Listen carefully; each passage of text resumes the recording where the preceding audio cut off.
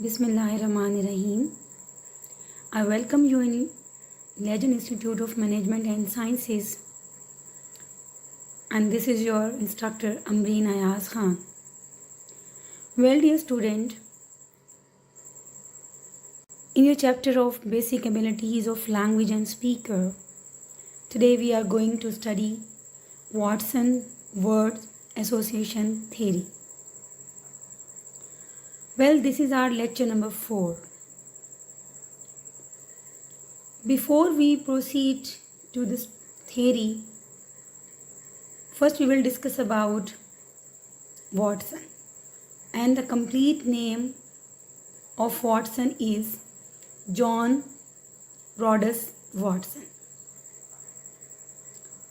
Here is a picture of J.B. Watson. As far as Watson's childhood is concerned, he was born in Travelers Rest, South Carolina on January 9th, 1878, into a very poor family. Watson was the fourth of 6 children. His mother's name was Emma Cassius Watson. Emma Cassia Watson was very religious and wanted her son to be a minister when he grew up. Pickens Butler Watson was his father, and he has been called him lazy and delinquent. Delinquent means irresponsible. He left the family when Rhodes was a youngster.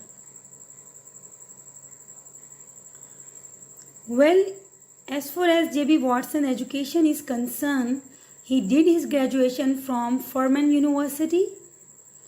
Watson entered the University of Chicago after petitioning the university president. Then he began studying philosophy under John Davy on the recommendation of Furman professor Gordon Moore.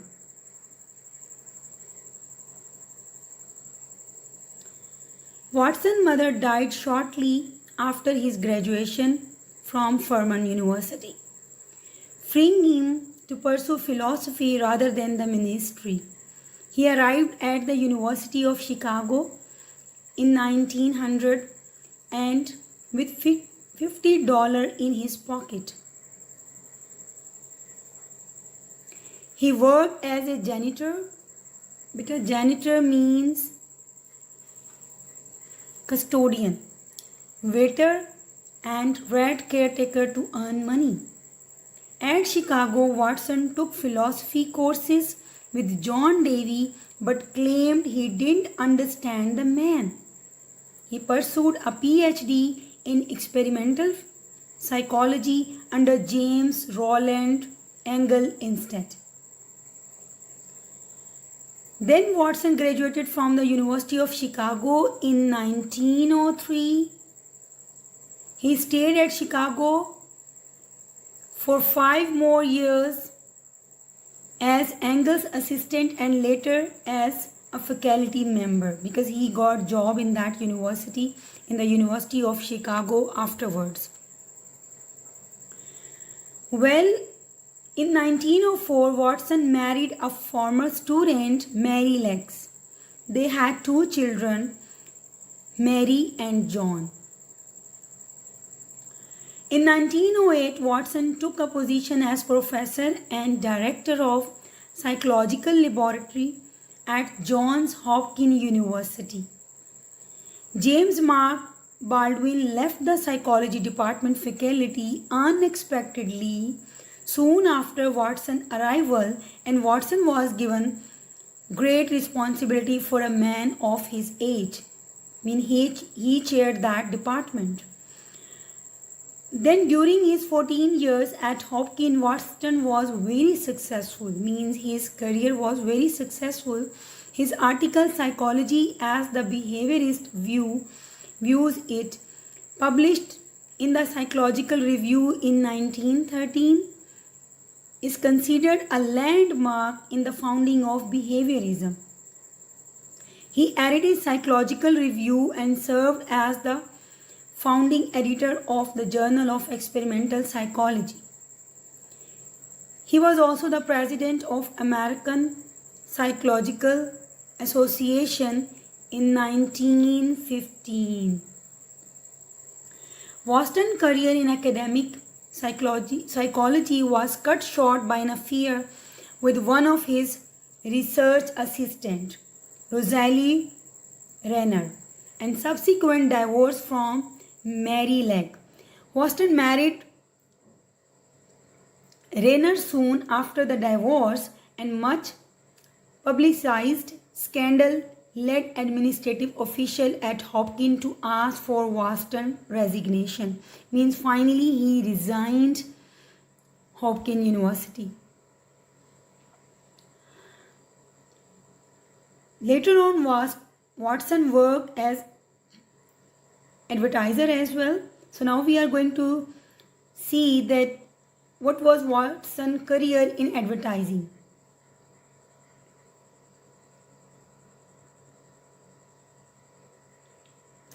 Watson was very upset to be excluded from academic psychology following the scandal that led to his resignation at Hopkins. He moved with his new wife to New York and took a job with the J. Walter Thompson advertising agency.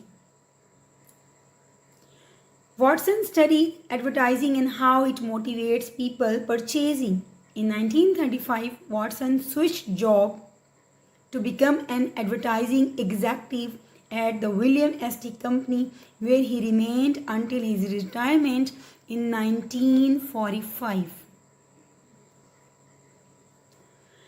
During Watson's career in advertising, Watson and Rosalie lived at Whippoorwill Farm in Westport. Watson loved to drive his speedboat, farm, and ride horses. He and Rosalie had two sons, William Rayner Watson and James Brodus Watson. Rosalie became critically sick and died in 1935 at the age of 35. Watson eventually left that farm in 1950s and moved to a smaller farm in Woodbury, where he lived until his death in 1958. Until his death, he lived there in 1958. Although Watson's resignation from Hopkins left his ostracized by the academic community, he received a citation from American Psychological Association in 1957 for his contribution to psychology. क्योंकि psychology में इससे पहले उन्होंने बहुत अच्छा उनका career रहा, उनका contribution बहुत ज़्यादा था. So for that he got that opportunity. In April 1979, a symposium कहते हैं एक कॉन्फ्रेंस को या मीटिंग को to discuss a particular subject.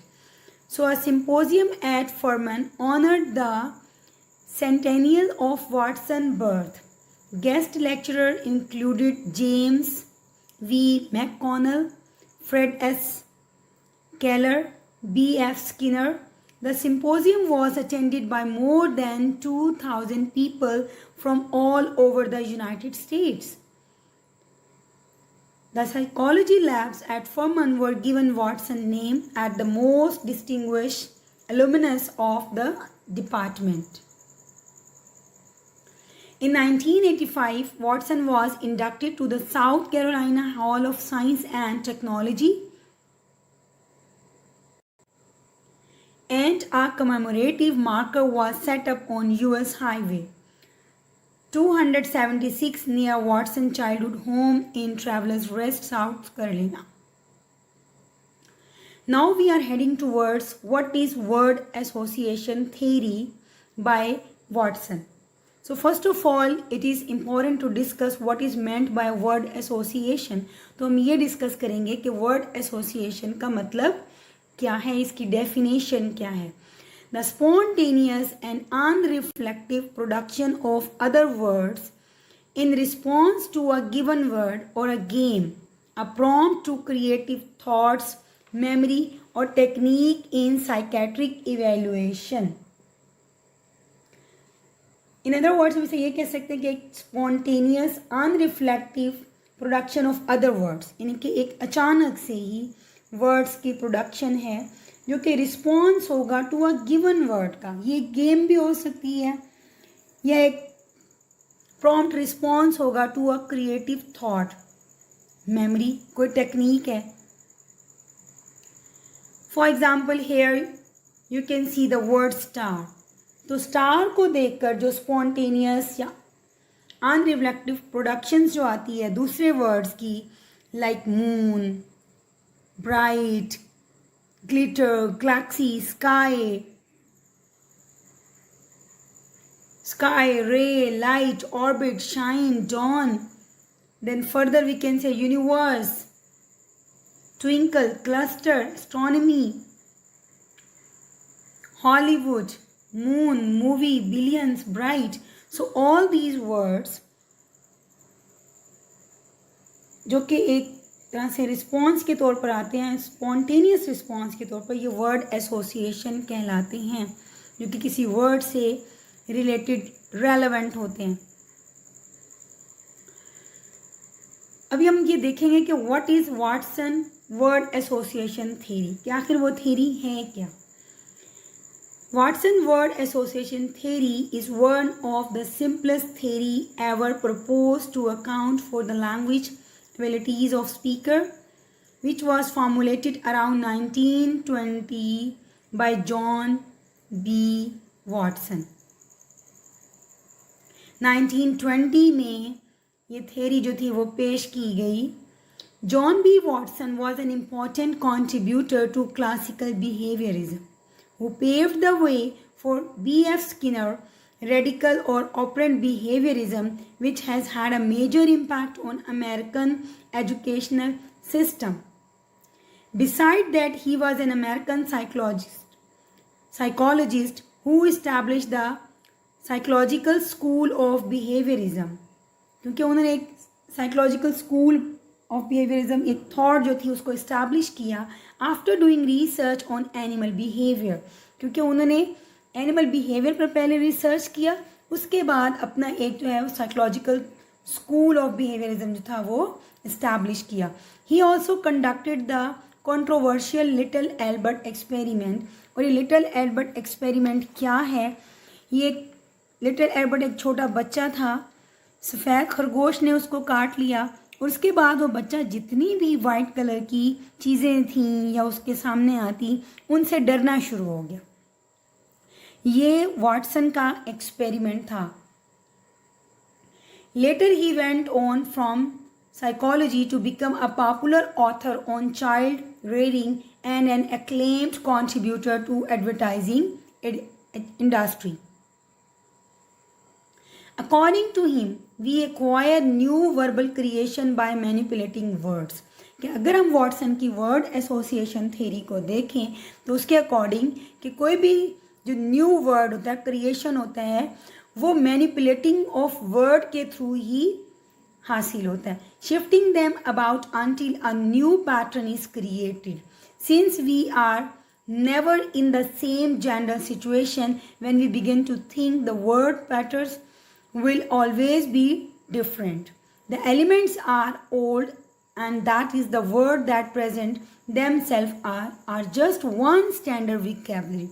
It is only the arrangement that is different. Means all the words are related to that vocabulary of the main word of the word which is given, और इनकी जो arrangement होगी ना, only that arrangement would be different. Watson word association theory has two essential claims. So this point is very important. You have to keep this point in your mind that the theory has two essential claims. The first one is every single word has its own sound which will give meaning. पहला इनका claim ये है कि हर word जो है उसकी अपनी एक साउंड होती है और हमें एक वो मीनिंग देता है. For example, cat, dog, fish and etc. The second is the relation between words in a sentence is associated meaning. कि एक वर्ड में एक सेंटेंस में जो वर्ड होता है वो उसके एसोसिएटेड मीनिंग से ही लिया जाता है. For example, the dog barks at the postman. Now the boy plus naughty, उसको हम कहेंगे naughty boy. So however, this theory is not adequate because it allows creation of new grammatical sentences and it can be nonsensical. For example, classroom plus lecturer plus student, table and chairs, which is obviously not an English sentence. So mean in related word को मिलाकर कोई एक sense देने वाला sentence नहीं बन सकता था, कोई ग्रामेटिकल स्ट्रक्चर नहीं बन सकता था, जिसकी वजह से ये थ्योरी जो एक एडिक्वेट नहीं समझी गई. The standard structure of an English sentence will not be generated if the words production is depending on the environmental context. In other words, we may produce an ungrammatical sentences. As I have mentioned earlier कि जैसा कि ये theory it was not adequate as it fails to explain the four abilities. जो four abilities हैं, जो basic abilities हैं किसी language की, related to language, related to listening, speaking, reading and writing, ठीक है, उसको explain नहीं कर सकी, जिसकी वजह से ये theory जो थी वो adequate ना समझी गई. Then Watson referred to language as manipulative habit. Because when we speak language, the sound originates in our larynx, which is a body instrument that we manipulate every time we talk in order to hear our voice. As we change our throat shape and tongue position, तो तब different sound change produce होती है. Mean जैसे ही हम अपनी thought और tongue की position को change करेंगे, different sounds are made. Watson explained that when a baby first cries or first says da or ma, that is its learning language. कि उस समय बच सकता है कि वो छोटे छोटे साउंड्स प्रोड्यूस कर रहे हैं, मीन वो लैंग्वेज की लर्निंग का प्रोसेस स्टार्ट हो चुका है. To further his theory, Watson and his wife conducted an experiment in which they conditioned a baby to say da da when he wanted his bottle. कि जब भी उसने कहा कि पानी चाहिए, ये पानी की बोतल, ये मिल्क बॉटल चाहिए, तो उसके लिए वो क्या साउंड प्रोड्यूस करता था? वो साउंड प्रोड्यूस करता था डा डा. डाडा की साउंड वो प्रोड्यूस करता था, जिससे एक कंडीशन लगा देगी कि वो ये साउंड प्रोड्यूस करेगा, then he would be given that bottle. Although the baby was conditioned and was a success for a short while, the conditioning was eventually lost. Watson argues, however, that as the child got older, he would imitate Watson as a result of Watson imitating him. By 3 years old, the child needed to help developing his vocabulary because he was learning from others. जैसे जैसे बच्चा बड़ा होता है, अपने इर्द गिर्द के माहौल से वो न्यू वोकैबुलरी को हासिल करता है. Thus the language is imitated. तो इसने क्या बताया कि लैंग्वेज हम इमिटेशन के थ्रू हासिल करते हैं in his language, speech and memory point of view. Watson goes on to claim that words are but substitute for objects and situation. कि words जो होते हैं वो किसी भी situation का, किसी भी object का substitute होते हैं, alternate होते हैं, मुतबादिल होते हैं. Watson then argues that we watch our chances and build upon these. Meaning human babies have to form their language by applying sounds they have already formed. This, Watson says, is why baby point to an object but call it a different word. कि यानी कि बच्चों की ये एक उन्होंने behaviour को observe किया कि वो किसी भी चीज़ को बुला तो रहे होते हैं, उसकी तरफ पॉइंट आउट कर रहे होते हैं, इशारा कर रहे होते हैं, बट वो वर्ड जो प्रोड्यूस कर रहे होते हैं उस ऑब्जेक्ट के लिए वो डिफरेंट होता है. Lastly, Watson explained how a child learns to read words. A mom points at each word and reads in a patterned manner, and eventually, because the child recognizes the word with the sound, or she learns to read it back. According to Watson, in the start of the memory, all of the ideas previously mentioned are what Watson says make up our memory and what we carry the memory we develop through our lives. Watson tells the tale of Mr. Edison Sims. उसने एक story सुनाई and his friend in order to illustrate these ideas. कि एक mister Edison CIMS है और उसके friends की story है. A friend of mister Sims sees mister Sims on a street side walk.